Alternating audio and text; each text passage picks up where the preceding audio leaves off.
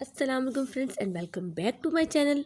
जैसा कि आप जानते हैं कि ईद आने वाली है, तो मैं आप लोग के साथ ईद स्पेशल खीर बनाने की रेसिपी शेयर करने जा रही हूँ, ताकि आप ईद पर बनाकर इसको ट्राई कर सकें। तो चलिए जी, हम अपनी इस रेसिपी को बनाना स्टार्ट करते हैं। सबसे पहले हम 250 ग्राम चावल लेंगे, उनको साफ़ करेंगे, फिर हमने उनको भिगो देना है।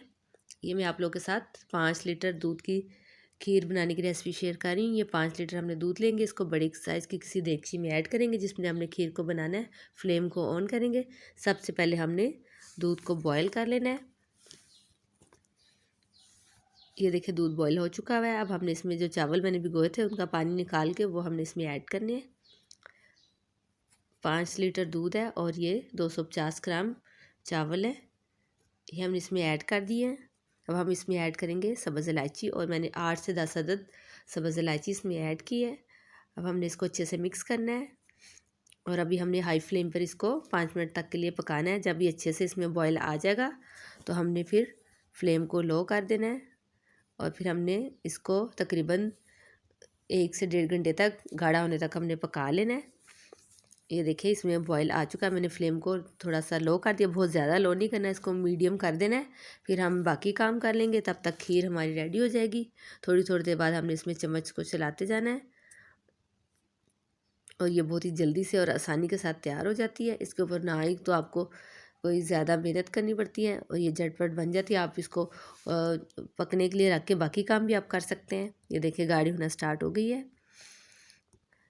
जितना मुझे इसको गाढ़ा करना था उतना हो गया। हम फ्लेम को ऑफ़ करेंगे और हमने इसमें से सब्ज़ इलायचियों को हम निकाल लेंगे।